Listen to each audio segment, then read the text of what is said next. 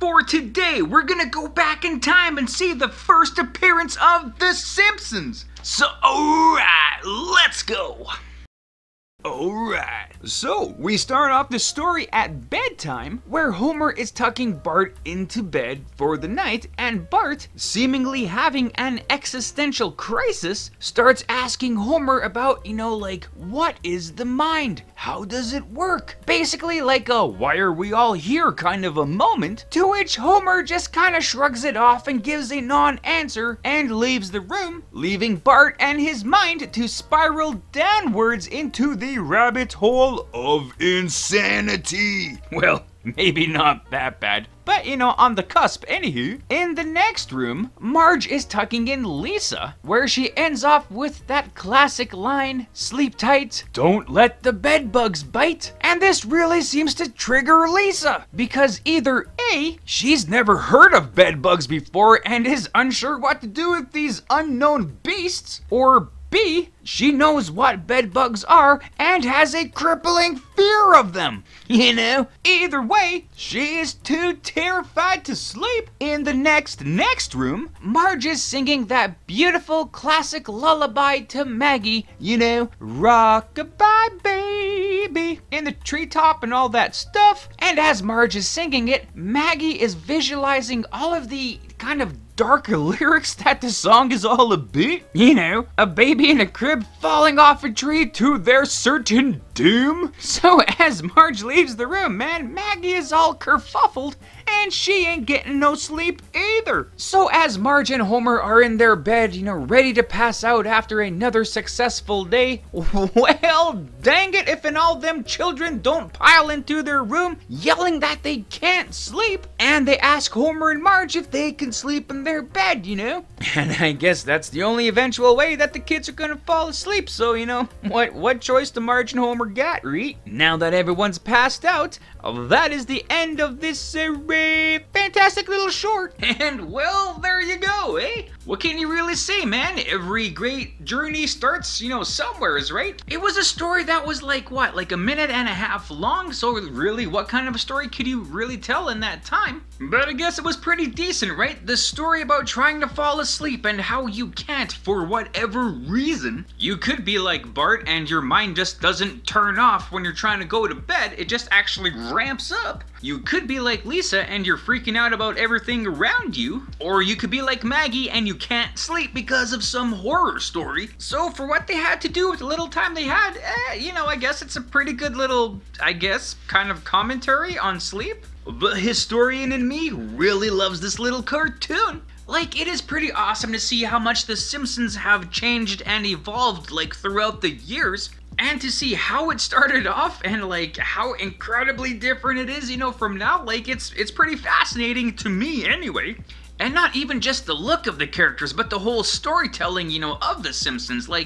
It's like day and night from this first episode to its 34th season? Man. But it's the little cartoon that started off one of the biggest cartoon franchises of all time. And now let us take a closer look at it. So yeah, man, The Simpsons, eh? Worldwide debut. So let's kind of go a little bit back to the beginning. So firstly, there was this sketch comedy show called The Tracy Ullman Show, which was pretty hip and was in the late 80s. A producer of the show, James L. Brooks, he wanted to have some animated segments in the show, and that those animated segments would be kind of like the bookends of commercial breaks, so it was pretty hip. And he stumbled upon this cartoonist named Matt Groening. So when Brooks was talking to Groening about doing an animated segment, well, Matt already had this comic strip called Life in Hell, which was, somewhat popular, and he was thinking, yeah, that's what I should adapt for this show. But he decided against that because if he did do that, then he would lose some publication rights to the Life in Hell characters, and he didn't want to go that route, so he created some brand new characters, and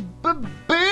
The Simpsons were born! So Matt wrote most of the cartoon shorts and even made some rough sketches of The Simpsons and what they would look like, thinking that the show's animators would kind of spruce up the artwork and make them look more professional, But nope, the show's animators left them in these early draft forms, you know, so that's why they kind of looked so rough, I guess, you know? But, you know, it seemed to kind of work anyway. And as to why the characters are portrayed with, like, bright yellow skin, well, that is because of the colorist on these animated shorts, Georgie Pelouse. She noticed that the characters of Bart and Lisa did not have defining hairlines, and she thought that coloring their hair the same color as their skin tone would, like, look really weird, and she would probably be right on that. So this being the 80s and she having a very splashy, unique kind of color sense, figured, man, yeah, you know, these characters really need to pop, so if I painted them like a bright yellow, you know, with their skin and their hair, you know, they'd really stand out. Which, yeah, really was the way it was done in the late 80s, man. Like, neon, like, everything was everywhere, man. Georgie even colored Marge's hair blue. All of these color choices, you know, was not Matt Groening's idea, but when he did see them, he thought it was awesome and hilarious, you know, so they ran with it. Two actors of the Tracy Ullman show provided voices, you know, for the characters because, well, you know, they were there already, right? Dan Castellaneta did the voice of Homer in the guise of a Walter Matthau impersonation, so that's why Homer kind of talked like this, you know? Not in the really familiar kind of yowza wowza way kind of Homer talks nowadays. And another actor, Julie Kavner, provided the voice of Marge. So if they got the voices for the parents, man, they need the voices for the kids, right? Nancy Cartwright was asked to audition for Lisa, you know, but she figured, no, I want to play the bad boy. So she threw down a pretty awesome, you know, bad boy voice, and boom, she got the role of Bart. And a quick little fun fact here, Bart is an anagram for brat, you know, because he's kind of the jerk of the show, at least in the early portions of it. And I'm not sure if it's a compliment or not, but Bart was inspired by Matt Groening's brother.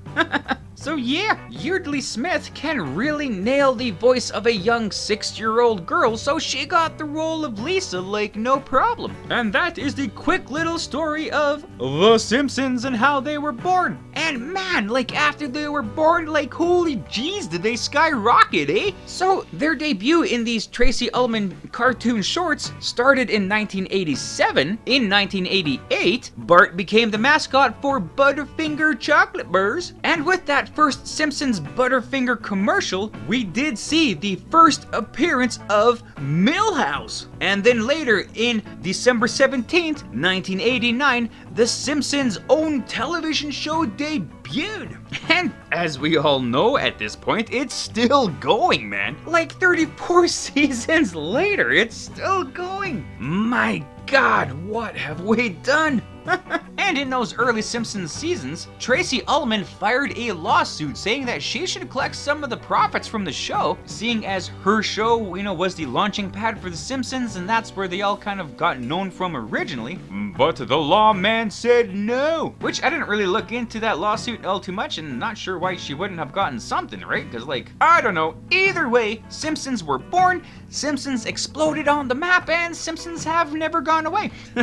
Kinda like herpes, I guess. But either way, man, with this, that, those, and the other things, I guess that's that. Right on, and there you go. So thanks for watching the video. I hope you liked it as much as I did making it. Also, feel free to check out the source material that I featured in this video. And if you want to leave a comment on anything you may have liked or things I might have missed in this, you know, feel free to do so. Or anything else, you know, just to say hi. That's cool too. And other than that, you know, have a great day. Thanks.